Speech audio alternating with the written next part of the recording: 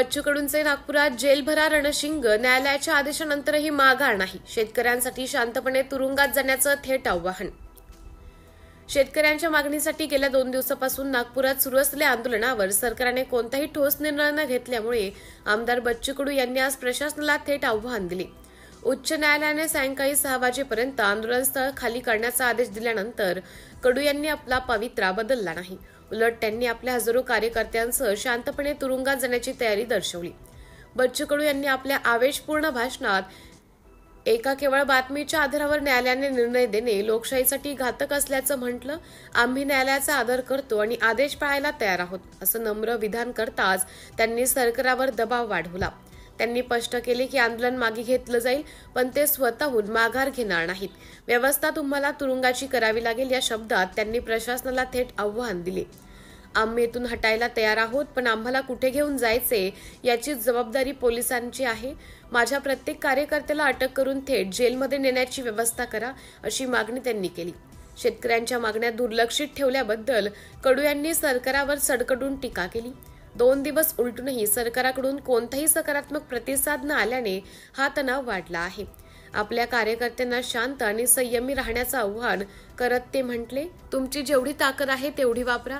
आम्ही कोणत्याही प्रकाराचा प्रतिकार न करता हातवर करून सिलेंडर होऊन शरण येऊ आणि शांतपणे तुमच्या ताब्यात जाऊ.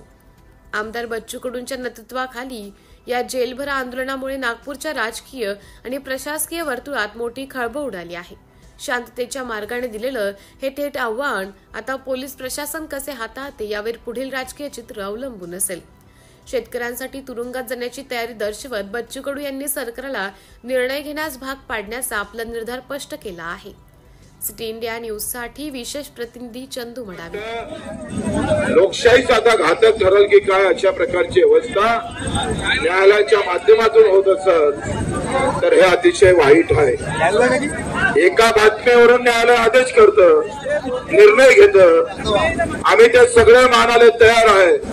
पोलिसात आम्ही सांगतोय आम्ही इथून तुम्ही म्हणा तिथं जायला तयार आहे, पण व्यवस्था तुम्हाला जेलाची करावी लागल.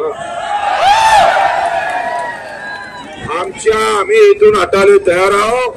आमची व्यवस्था जेलात आपण करावी. न्यायालयाच्या म्हणण्यानुसार आम्ही हे जेलभरो आंदोलन करायला तयार आहे किंवा इथून हटायला तयार आहे, पण पोलिसांनी आम्हाला इथून कोर्ट न्याय आमच्या जेलात नेण्याची व्यवस्था करावी. बरोबर आहे ना? जेवढी ताकद आहे तेवढी वापरा. आम्ही हात वरते करून सिलेंडर होऊन तुमच्या ताब्यात व्हायला तयार आहे. तुम्ही कोर्टाच्या आदेशाचं पालन करा, आम्ही करतो, पण व्यवस्था जेलात करावी लागल. बरोबर का नाही? म्हणून आता आपण पोलिसांची वाट पाहू. पोलिसांची वाट पाहून त्याचं जेल आपल्याला नेण्याची ती काय व्यवस्था करते, तर कोणाजवळच घाल्या गोळ्या नाहीये.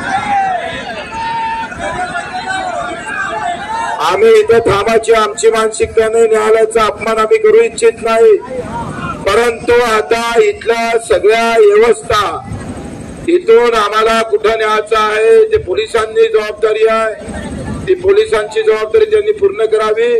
प्रत्येक कार्यकर्ता तुम्ही म्हणा त्या गाडीत बसायला तयार आहे, तुम्ही ते व्यवस्था करावी